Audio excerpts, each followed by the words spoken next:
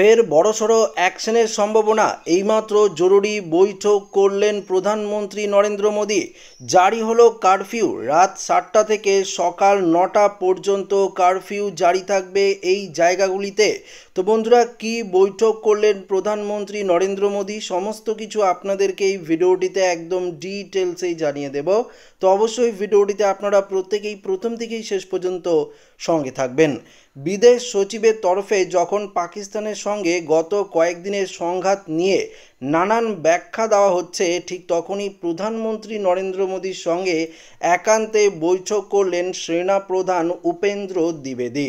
প্রধানমন্ত্রীর সরকারি বাসভবনে 7 লোক কল্যাণ মার্গের বাড়িতেই ওই বৈঠক অনুষ্ঠিত হয়। যদিও ওই বৈঠক নিয়ে সেনা কিংবা প্রধানমন্ত্রীর কার্যালয়ের তরফে কিছু জানানো হয়নি। ইতিমধ্যেই জোর চর্চা শুরু হয়েছে পাকিস্তানের বিরুদ্ধে আরও কড়া বড় অপারেশন যেতে পারে সেনাবাহিনী। আগেভাগেই সেই পরিকল্পনা সম্পর্কে অবহিত করতে প্রধানমন্ত্রীর সঙ্গে বৈঠক করেছেন সেনাপ্রধান।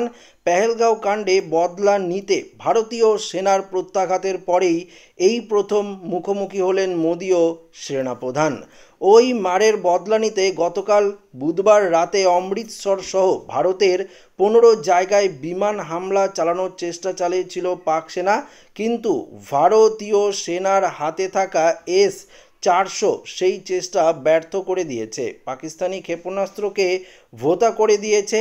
উল্টে ভারতীয় সেনা লাহোর সহ পাকিস্তানের একাধিক শহর সকালে ড্রোন হামলা চালিয়ে পাক সেনার র্যাডার সিস্টেমকেই ধসিয়ে দিয়েছে। সময় গড়ানোর সঙ্গে সঙ্গে দুই দেশের মধ্যে উত্তেজনা তুঙ্গে উঠেছে। কেন্দ্রীয় সরকারের তরফে একাধিক মন্ত্রী ইতিমধ্যেই বার্তা দিয়েছেন, পাকিস্তানের বিরুদ্ধে অপারেশন এখনও শেষ হয়নি, বরং তা চলবে। সেই বার্তার মাঝেই প্রধানমন্ত্রীর সঙ্গে সেনাপ্রধানের বৈঠক যথেষ্ট অর্থবহ বলে মনে করেছেন প্রতিরক্ষা বিশেষজ্ঞরা। পাশাপাশি আরেকটি গুরুত্বপূর্ণ আপডেট, বাংলাদেশ ভারত সীমান্তে জারি করা হলো কারফিউ। কেন্দ্রের নির্দেশে রাজ্যের সীমান্তবর্তী জেলাগুলিতে কড়া নজরদারি চালানো হচ্ছে। জেলা শাসকদের তরফে প্রকাশিত বিজ্ঞপ্তিতে বলা হয়েছে, পরবর্তী নির্দেশ না আসা পর্যন্ত সীমান্তবর্তী যে অঞ্চল রয়েছে সেই অঞ্চলে জনসাধারণের চলাচল সীমিত থাকবে।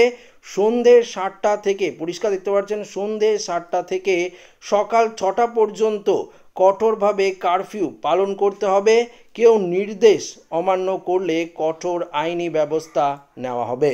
তো বন্ধুরা, আপনারা বুঝতেই পারলেন যে ইতিমধ্যেই ভারত পাকিস্তান যে যুদ্ধ, সেই যুদ্ধ নিয়ে কিন্তু একের পর এক গুরুত্বপূর্ণ আপডেট উঠে এসেছে, যা আপনাদের সামনে আমি সরাসরি একদম ডিটেলস জানিয়ে দিলাম।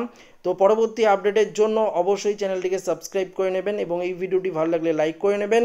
বন্ধুদের সাথে অবশ্যই ভিডিওটি শেয়ার করে দেবেন। ধন্যবাদ।